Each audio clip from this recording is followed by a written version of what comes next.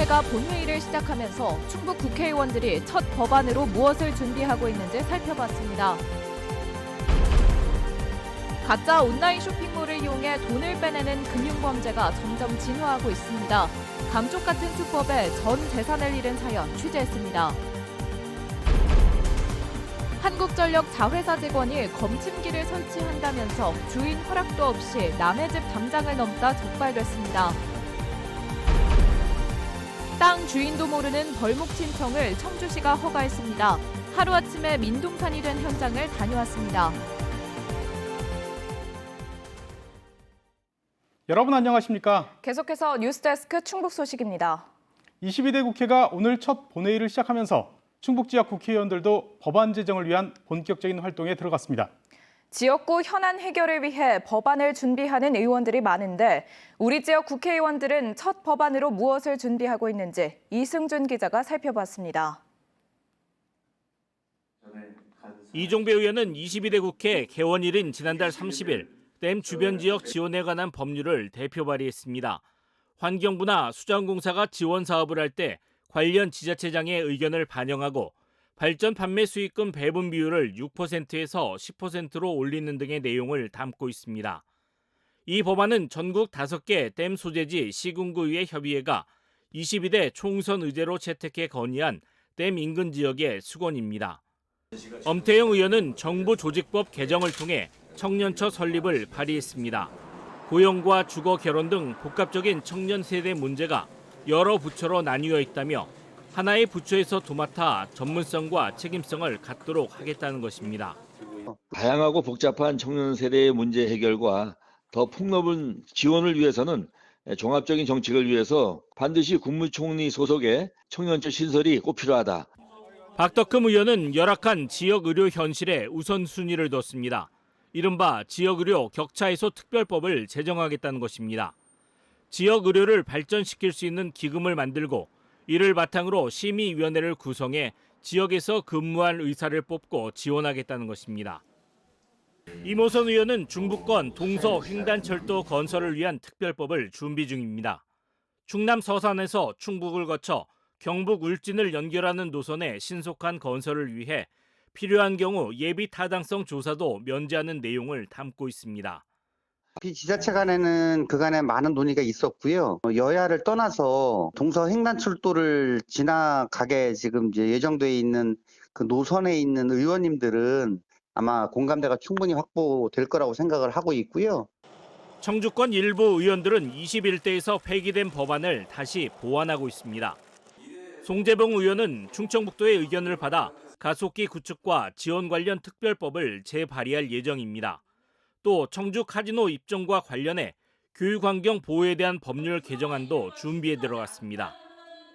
이광희 의원은 가정법원 청주 설치를 재추진할 예정입니다. 지역적 요구가 큰 만큼 이장섭 전 의원의 발의안을 승계한다는 의미도 있습니다. 기존 1호 법안이었던 국회의원 국민 소환제는 토론회 등을 통해 여론을 수렴한 뒤 만들어가겠다는 입장입니다. 이강일 의원은 법조인의 전관 예우를 차단할 수 있는 사법개혁 관련 법안과 중소상공인을 위한 이자 감면 법안을 준비 중입니다. 이현희 의원은 지역사랑 상품권에 관심을 뒀습니다. 윤석열 정부 들어 정책 지속에 대한 불안감이 크다며 실태조사 의무화 등 국가에서 관리하고 분석, 운영하도록 하겠다는 것입니다. 지난 21대 국회에서 발의된 법안은 2만 6천여 건. 이 가운데 통과된 법안은 36%인 9,400여 건에 불과합니다. 우리 지역 국회의원들이 어디에 관심을 두고 첫 발의를 했는지 못지않게 실제 법률로 이어지는지도 확인해야 할 이유입니다. MBC 뉴스 이승준입니다. 출입국 이민관리청 신설이 22대 국회 개원과 함께 다시 추진되면서 전국 자치단체가 유치 경쟁에 나서고 있습니다. 여당인 국민의힘은 지난 2월 당론으로 발의했지만 정부조직법 개정안 자동 폐기로 무산된 이민청 신설을 22대 국회에서 다시 추진할 계획입니다. 앞서 김영환 충북지사는 외국인 비율이 급증하고 전국에서 접근성이 좋은 충북이 최적지라면서 지난 3월 이민청 유치를 공식화했고 경기와 충남, 전남 등 여러 자치단체들도 전담팀을 꾸려 유치 경쟁을 벌이고 있습니다. 가짜 온라인 쇼핑몰을 이용해 돈을 빼내는 금융범죄가 점점 진화하고 있습니다. 호감을 표시하는 로맨스 스캠으로 접근한 뒤 쇼핑몰을 같이 운영하자고 꿰어내는 수법에 피해자가 속출하고 있습니다. 이초원 기자입니다. 30대 남성은 지난 4월 SNS로 한 통의 메시지를 받았습니다. 상대는 자신이 일본인 여성이라며 다정하게 접근했습니다. 잘 잤는지 안부 문자 같은 걸 하고 이제 피곤하면 커피 한 잔 마셔서 잠 좀 달아나게끔 하고. 친분이 쌓이자 상대는 재고 없는 온라인 쇼핑몰 운영을 제안했습니다. 고객에게 주문을 먼저 받은 뒤 운영자가 납품업체에 상품을 구매해 발송하는 방식이기 때문에 투자 비용도 들지 않는다고 부추겼습니다. 남성은 이말에 온라인 쇼핑몰을 열고 10만 원어치 주문이 들어오면 관련 업체에 7만 원을 지불하고 10만 원 상당의 쇼핑몰 포인트를 받아 현금으로 바꾸는 방식으로 2주 동안 우리 돈 680만 원을 벌었습니다. 그러자 갑자기 주문 금액이 늘어 피해액이 1억 6천만 원까지 누적됐습니다. 결국 남성은 돈까지 빌려 전 재산을 입금했는데 쇼핑몰 포인트가 더 이상 현금으로 바뀌지 않고 접근했던 상대도 연락이 끊겼습니다. 잘 울고 잤죠 그때. 저 밥도 못 먹고. 신종 사기는 제가 당할 거라고 생각은 하지 못했고 피해자의 입장에서 이렇게 제가 이야기하게 될 줄 몰랐습니다. 저는. 이 같은 수법에 다른 피해자들도 속출했습니다. 한 피해자는 입금한 돈을 돌려달라고 하면 오히려 돈을 더 입금하도록 유도해 700만 원을 잃었습니다. 돈을 돌려주려면 샵을 폐쇄를 해야 되는데 샵을 폐쇄하려면 현재 들어온 주문을 모두 다 내야 된다는 거예요. SNS를 통해 이루어지는 사기 범죄는 최근 크게 늘고 있습니다. 인스타그램 같은 경우 해외에 있기 때문에 영장 청구를 해도 가해자 인적사항 특정을 안 해주고요. 그다음에 오픈 채팅방 같은 경우는 카카오톡에서 3일만 개인정보를 보관하고 있기 때문에. 경찰은 최근 이커머스 피싱 범죄 유형이 다양해지고 피해 금액도 커지고 있다며 젊은 사람들도 각별히 유의해달라고 경고했습니다. 경찰은 비슷한 피해가 더 있을 것으로 보고 관련 계좌에 대해 압수수색 영장을 신청해 수사를 확대할 방침입니다. MBC 뉴스 이초원입니다. 한국전력 자회사 직원들이 계량기에 원격 검침기를 설치한다며 주인 허락도 없이 남의 집 담장을 넘었습니다. 그런데 정작 주인은 진짜 한전 관계자인지 확인할 방법도 없었다고 합니다. 허지 기자가 보도합니다. 은색 SUV 차량이 도로변 2차선에 비스듬히 차량을 세웁니다. 차량에서 내린 남성 2명 중 1명이 인도 옆 주택 담장 안쪽을 살피더니 이윽고 담을 넘습니다. CCTV를 보고 주택과 연결된 매장에서 황급히 나온 집주인. 남성들과 몇 분간 대화를 하더니 화가 난 듯 매장으로 들어가 버리고 남성들은 곧바로 차를 타고 사라집니다. 당시 주인은 복장이나 차량으로는 소속을 알 수 없어 남성들에게 신분 확인을 요구했지만 한전에서 나왔다라는 답변만 들었습니다. 혹시 사원증이라도 있냐? 그러니까 사원증도 없다 그러더라고요. 저 위에는 아이도 학교에서 아파갖고 조퇴해서 쉬고 있던 상황이었고. 결국 CCTV 영상을 들고 경찰까지 가서야 한국전력 자회사 차량임을 확인했습니다. 알고 보니 자회사 직원들이 심야 전기 계량기에 원격 검침기를 설치하겠다며 허락 없이 담장을 넘은 겁니다. 이는 주거 침입에 해당할 수 있습니다. 주거의 평온을 해치는 정도로 침입을 하면 원래 법리적으로는 그냥 주거 침입이 성립하는 게 맞습니다. 피해자도 처벌을 원하지 않기 때문에 사실은 검찰에서 충분히 기소유예 선처를 하거나 법원에서도 선처받을 여지가 많은. 담을 넘은 당사자도 계속 사과해 주인은 고소를 취하했지만 한전 책임자로부터 관리 책임에 대한 답은 듣지 못했습니다. 제발 복장 규정 이런 거 다 지켜갖고 와달라라고 이야기를 해도 직속 기관에 있는 직원들은 다 컨트롤이 가능하나 협력사나 아니면은 자회사나 이런 쪽에다가 강제할 수 있는 규정이 없다.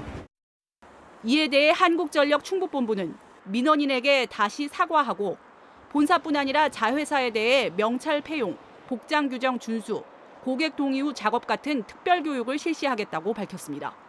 한국전력은 지난해 농사용 전기 사용 위반을 단속하겠다며 주인이 없는 집에 무단으로 들어갔다. 광주 MBC 보도로 알려지자 이를 공식 사과한 바 있습니다. MBC 뉴스 허지입니다. 청주 지역에서 처음으로 3.3제곱미터에 1,700만 원이 넘는 주상복합 아파트가 분양을 준비하고 있습니다. 청주시는 청주 고속버스 터미널 부지에 258세대 규모 주상복합 아파트 시행사가 평균 분양가를 1,700만 원대로 신청해 가격 조정 협의를 진행하고 있다고 밝혔습니다. 시행사는 중심 상업지역이라 땅값이 비싸고 원자재 값과 인건비 상승, 그리고 후 분양으로 인한 금융 비용 등이 반영됐다는 입장입니다. 청주의 역대 최고 분양가는 3.3제곱미터에 1,369만 원입니다. 청주 오송 지하차도 참사의 직접 원인으로 지목됐던 미호강 임시제방공사 책임자들이 1심 판결에 불복해 항소했습니다. 청주지법에 따르면 업무상 과실치사상 등의 혐의로 기소돼 징역 7년 6개월과 징역 6년을 각각 선고받은 미호강 임시제방의 현장 소장과 감리단장 등 2명이 모두 항소장을 제출했습니다. 검찰도 위조된 임시제방 설계 도면과 시공 계획서 등 일부 증거가 인정되지 않았다며 항소했습니다. 청주 오송의 한 임야가 주인도 모르게 벌목돼 민둥산으로 변했습니다. 땅 주인도 모르는 벌목 신청을 청주시가 허가해 가능한 일이었습니다. 어찌된 일인지 전효정 기자가 취재했습니다. 나무로 빼곡했던 산의 절반이 민둥산이 됐습니다. 임야 곳곳에 잘린 나무들이 쌓여 있습니다. 이 산은 한 종종 소유의 사유지. 지난 4월 초부터 한 달 동안 5만 8천 제곱미터가 이렇게 되도록 종중 대표는 알지도 못했습니다. 나중에 알고 보니 땅 주인도 모르는 벌목 허가까지 받아 대놓고 벌목 작업이 벌어졌던 겁니다. 올 초 한 3월 정도에 벌써 허가가 나와서 진행이 된 것 같아요. 지금 상태에서는 어떻게 허가를 내줬는지 그건 난 의문스럽고 좀 답답하고 그래요. 그리고 벌목을 한 주체는 소송파가 다른 70대 유모 씨. 산이 방치되고 있는 게 안타까워 대신 나서줬다는 게 유 씨의 주장입니다. 같은 종원인데 그걸 뭐 땅 팔아먹는 것도 아니고 거기다 종중에 소득을 올리게 되는 건지 뭐 혜택이 뭐 안 이렇게 뭐 있어요? 소득파가 세수를 안 해준 상태에서 거기가 막내라고. 종중원 명부와 사안결의서, 규약 등 벌목 허가를 위한 제출 서류는 땅 소유 종중의 것도 아니었습니다. 유 씨 자신이 속한 종중의 명부를 냈는데 청주시는 명부 대조 등의 확인 없이 허가를 내줬습니다. 이제 명부에 몇 명이 채워졌는지 그런 걸 확인하지 이런 사람들 성명을 다 일일이 대조해서 확인까지는 못하거든요. 약간 빈틈이 생길 수가 있는 거. 그렇다면 종중 업무 인허가 과정에서는 좀 있을 수 있죠. 토지주는 임의로 벌목에 나선 유 씨와 허가를 내준 청주시를 상대로 법적 대응을 예고했습니다. MBC 뉴스 전유정입니다. 오송 참사 유가족과 생존자들이 행정안전부에 재난 원인 조사를 요구했습니다.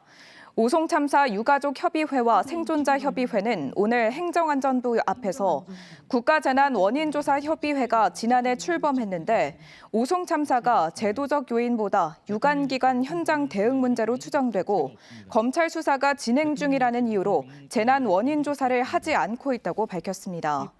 이들은 곧 수사가 마무리되는 만큼 지금이라도 조사를 진행해 원인을 밝히고 재발 방지 대책을 마련해야 한다고 주장했습니다. 현충일인 내일 오전 10시 순국 선열과 호국 영령의 애국정신을 기리는 묵념 사이렌이 울립니다. 충청북도는 제69회 현충일을 맞아 오전 10시부터 1분간 도내 전체 민방위 경보 장비를 통해 묵념 사이렌을 울린다고 예고했습니다. 충청북도는 적기 공습에 따른 민방위 대피 경보가 아니라며 순국 선열과 호국 영령의 뜻을 기리는 묵념에 동참해달라고 당부했습니다. 민주노총 충북지역본부가 건설 현장 정상화와 공안 탄압 중단을 촉구하며 가두 행진을 벌였습니다. 이들은 오늘 청주시 가경동의 한 아파트 건설 현장 앞에서 결의대회를 열고 정권의 노조 파괴로 건설 노동자들은 최악의 위기를 맞고 있다면서 지난해 건설 노동자는 20여 차례의 압수수색을 당했고 2천여 명이 소환 조사를 받고 있다고 주장했습니다. 그러면서 고질적인 다단계 하도급으로 노동 착취와 안전사고 위험은 커지고 있다고 강조했습니다. 이번 결의대회는 전국에서 동시다발로 진행됐습니다. 음성노동인권센터는 오늘 고용노동부 충주지청 앞에서 기자회견을 열고 건국우유가 기업과 하도급 업체, 직업 소개소로 이어지는 다단계 간접 고용 형태로 노동자를 저렴하게 채용하고 있다고 주장했습니다. 이들은 4대 보험과 퇴직금, 연차 휴가 등 기본적인 권리를 누리지 못하고 있다면서 일용직 노동자를 직접 고용하도록 고용노동부가 명령해달라고 요구했습니다.